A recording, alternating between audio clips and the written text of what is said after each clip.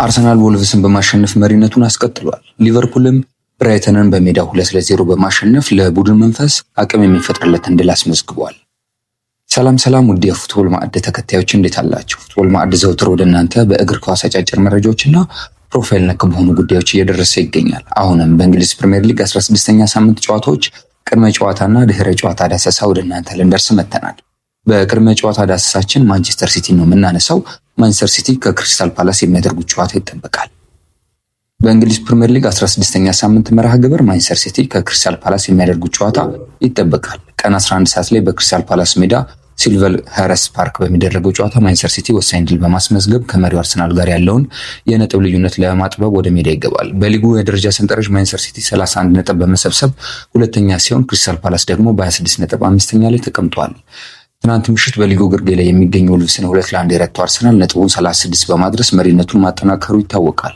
የሊጉ ጨዋታ ቀጥሎ ሲካሄድ በተመሳሳይ 11 ሰዓት ሰንደርላንድ ከኒውካስል ዩናይትድ፣ ዌስትሃም ከአስቶን ቪላ እንዲሁም ኖቲንግሃም ፎረስት ከቶተንሃም ጋር የሚገናኙ ይሆናል። እንዲሁም ምሽት 1 ሰዓት ከ30 ላይ ብሬንትፎርድ ሊድስ ዩናይትድን የሚያስተናግዱበት ጨዋታም ይጠበቃል።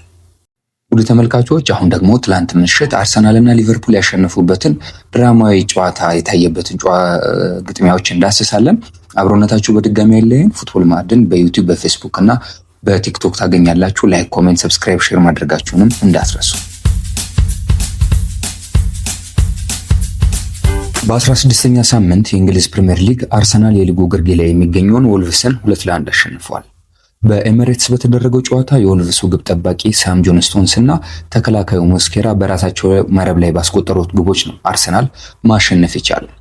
ኦርካዳ አራ ደግሞ የወልቭስን አንድ ግብ ከመረብ ያሳረፈ ተጫዋች ነው። መድፈኞቹ ከተከታያቸው ማንቸስተር ሲቲ ያላቸውን የነጥብ ልዩነት ወደ 5 አስፍተዋል። ማንቸስተር ሲቲ ዛሬ ከክሪስታል ፓላስ እስከሚያደርገው ጨዋታ ድረስ ማለት ነው።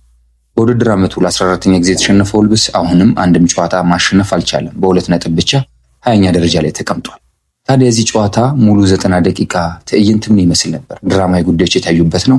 አርሰናል ደካማውን ወልቭስ በቀላሉ ያሸንፋል ተብሎ ሲጠየቅ፣ ነገር ግን በወልቭስ የመከላከል ዘይቤ የታየ ያጫወት ስልት ድክመቱ ተጋልጧል። በተለይም በሎው ብሎክ ሲጫወት የነበረው ወልቭስ ለአርሰናል ፈተና ሆኖ አምሽቷል ቢባል ማጋነን አይሆንም። ነገር ግን ለአርሰናል ውጤቱ የትም ፍጪው ዱቄቱን አምጪው የሆነ መስሏል። በኤሚሬትስ ስታዲየም የታየው እልህ አስጨራሽ ፍልሚያ የእግር ኳስን ጨካኝነትና ድራማዊነት አሳይቶ አልፏል። የሊጉ መሪ አርሰናል በሰንጠረዥ ግርጌ ከሚገኘው ወልቭስ ጋር ያደረገው ጨዋታ ልብ በሚያቆም የመጨረሻ ደቂቃ ትዕይንት ለመድፈኞቹ ፈገግታን ሰጥቷል። የኤርሰን ሞስኬራ በጭማሪ ሰዓት በገዛ መረቡ ላይ ያስቆጠራት ግብ አርሰናልን አሳፋሪ ከሆነ ነጥብ የመጣል አደጋ ታድጋለች። ወልቭሶች በሜዳቸው አውቶቡስ አቁመው በመከላከል የአርሰናልን የጥቃት መስመር ለረጅም ደቂቃዎች አምክነውት ነበር። በ5 ተከላካዮች የተገነባው የወልቭስ የመከላከል አጥር ለአርቴታ ልጆች ራስ ምታት ሆኖ ሰንብቷል።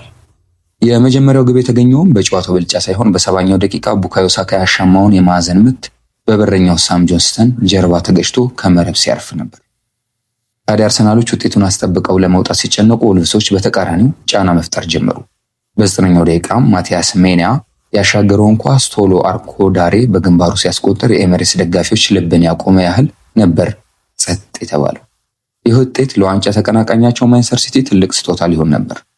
ነገር ግን ጨዋታው አላለቀም ነበር። በጭማሪ ሰዓት ሳካ ያሻገራት ኳስ ተቀይሮ የገባውን ገብርኤል ጄሱስን ፍለጋ ስትሄድ ኳሷን ለማራቅ የሞከረው ሞስኬራ በስህተት የራሱ መረብ ላይ ዶላት። በስታዲየሙ የነበረው ጭንቀት ወደ ፌሽታ ተቀየረ። የአርሰናል አቋም ደካማ ጨዋታ፣ ነገር ግን ወሳኝ 3 ነጥብ አስመዝግቧል። እውነቱን ለመናገር አርሰናል ከዚህ ጨዋታ ያመለጡት በእድል ነው ቢባል ይችላል። ትክክልም ነው። ዘንድሮ አንድም ጨዋታ ያላሸነፈው ወልቭስን በሜዳቸው አስተናግደው በመጀመሪያው አጋማሽ ኢላማውን የጠበቀ ሙከራ ለማድረጋቸውም በአርሰናል ቤት በጣም አሳሳቢ ጉዳይ ነው።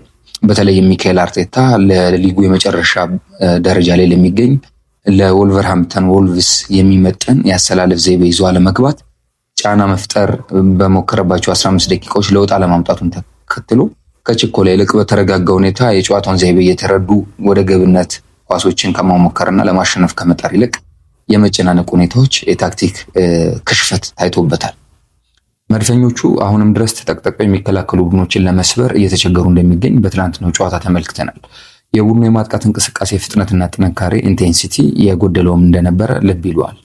ላለፉት 3 ዓመታት እንግዲህ በሁለተኝነት ያጠናቀቁ አርሰናል ዘንድሮ ዋንጫ የመብላት ጉጉቱ ወደ ጭንቀት የተቀየረም እየመሰለ መጥቷል። መሪ ከሆኑ በኋላ ወደ ኋላ ማፈግፈጋቸው ዋጋ ሊያስከፍላቸው ለጥቂት ነው የተረፉት። በትላንቱ ጨዋታ አርቴታ ከወዲሁ እንግዲህ የተጫዋቾቹን ጫናን የሚቋቋምበትን መንገድ ማበጀት እንደሚኖርበት ተመልክቷል። በምሽቱ ጨዋታ በሞስኬራ ስህተት ቢያሸንፉም በቀጣይ ከባድ ጨዋታዎች እንደሚጠብቋቸው ይታወቃል። ለዚህ ደግሞ የአርቴታ ዝግጅት ይጠበቃል። በአንጻሩ ለወልቭሱ አሰልጣኝ ሮ ኤድዋርድስ እና ለወልቭስ ተጫዋቾች ይህ ሽንፈት እንደ መርዝ የሚመር ነው። ታክቲካቸው ሰርቶ ነጥብ ይዘው ለመውጣት ጫፍ በደረሱበት ሰዓት ነጥቡን አጥተውታል። በ20 የሊግ ጨዋታዎች ድል አልቀናቸውም። ካለፉት 9 ጨዋታዎች ደግሞ 9ኙንም ተሸንፏል። ከመውረድ ቀጠናው ለመውጣት ያለው የ13 ነጥብ ልዩነት የወልቭስን በፕሪሚየር ሊግ የመቆየት ተስፋ እያጨለመው ይገኛል። የሱግሩም የጭንቀት ኳስ ለቡድኑ ትንሽ ተስፋ ሲሰጥታ የነበረ ቢሆንም የእግር ኳስ ጨካኝ ግን በመጨረሻም ሰከንድ እነሱ ላይ ጨክናለች። ድራማዊው ድል አርሰናልን ከማንቸስተር ሲቲ እስኪጫወት ድረስ በ5 ነጥብ ልዩነት አርቆታል። ነገር ግን አርቴታ ከዚህ ጨዋታ ብዙ የቤት ስራ መውሰድ እንደሚኖርበት ተመልክቷል። በቀጣይ ሳምንት ወደ ጉዲሰን ፓርክ አምርተው ኤቨርተንን ሲገጥሙ ከዚህ የተሻለ አቋም ማሳየት ግድ ይላቸዋል። በዚህ ረገድስ የእናንተ አድማጮቻችን እይታ ምን ይመስላችኋል? ሀሳብና አስተያየታችሁን በኮሜንት ሴክሽን ውስጥ አስታውቁን።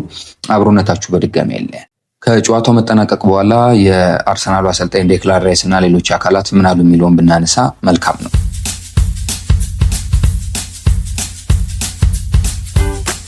ከጨዋታው በኋላ እንግዲህ ቡካዮ ሳካ አስተያየቱን ሰጥቷል። የመድፈኞቹ ተጫዋች እና የጨዋታው አምበል የነበረው ለረጅም ደቂቃ ቡካዮ ሳካ ቡድኑ ባገኘው 3 ነጥብ መደሰት እንዳለበት ከጨዋታው በኋላ ገልጿል። ዛሬ ምሽት ጥሩ ነገር ባናሳይም ደስተኛ መሆን እንችላለን።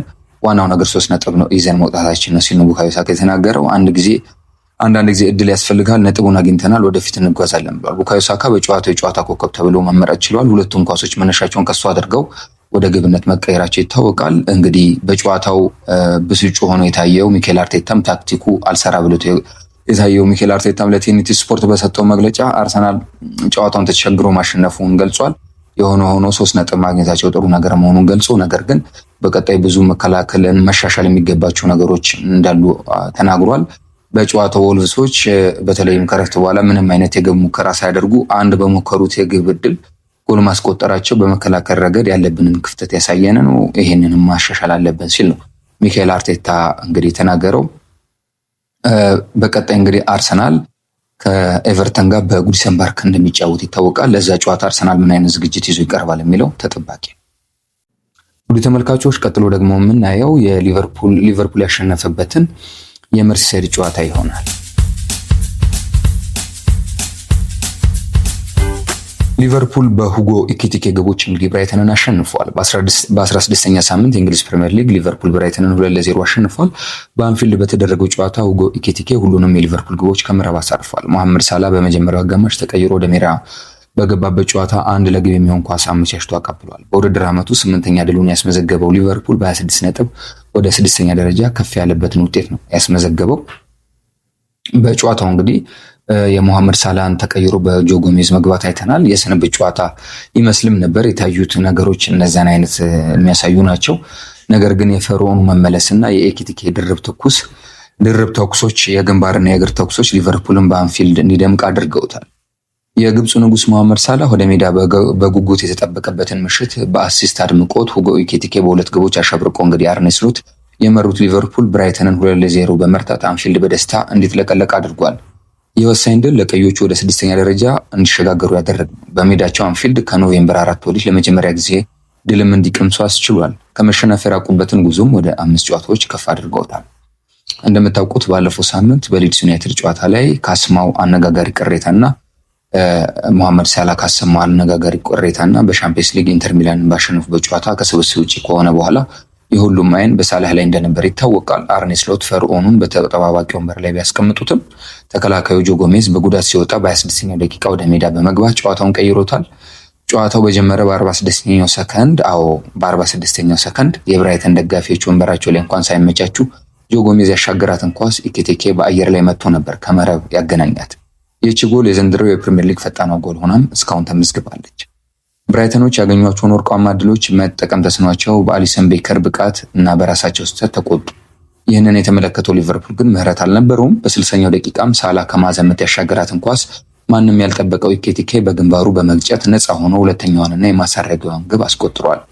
ይህችን ለግብ ያመቻቻት ኳስ በሳላህ በኩል ታሪካዊ ኳስ ወይም ተራ አልነበረችም፣ ነገር ግን ታሪካዊ ኳስ ነበረች። በሊቨርፑል ማሊያ በፕሪሚየር ሊጉ በ302 ጨዋታዎች በ277 ግቦች ላይ ቀጥተኛ ተሳትፎ በማድረግ የማንቸስተር ዩናይትድን ዋይኔ ሩኒን 276 ክብረ ወሰን በመሰባበር ታሪክ እንዲጽፍ አድርጎታል። ለአንድ ክለብ ብዙ ግብና አሲስት በማድረግ የሊጉ ቁንጮም እንዲሆን አድርጓል። ሳላህ በጭማሪ ሰዓት 251ኛ ግቡን ለማስቆጠር ያገኘውን ወርቃማ እድል ቢያመክንም ጨዋታው ሲጠናቀቅ የአንፊልድ የአራቱም አቅጣጫዎች እየዞረ ደጋፊዎቹን አድንቋል። ለብሔራዊ ቡድኑ ተልዕኮ ወደ አፍሪካ ዋንጫ ከማምራቱ በፊት የሳላህ ቀጣይ ዕጣ ፈንታ አሁንም በጥርጣሬ እንዲሞላ ያደረገ ነው። በኤላንድ ሮድ በሰጠው ቃለ ምልልስ መሰረት ይህ ምናልባት የመጨረሻው ጨዋታ ሊሆን ይችላል የሚለው ስጋት በደጋፊዎች ልብ ውስጥ አለ። ሆኖም ከተረበሽ ሳምንት በኋላ ሳላህ ከተረበሸው ሳምንቱ በኋላ ሊቨርፑል በተከታታይ ድልና ግብ ሳይቆጠርበት በመውጣት ሲያረጋጋ፣ ብራይተን ግን ወደ 9ኛ ደረጃ ዝቅ ብሏል። ሳላህና አይዛክ በተጠባባቂ ወንበር ላይ በነበሩበት ምሽት ኢኪቲኬ ፊት መስመሩን ተቆጣጥሮት አምሽቷል።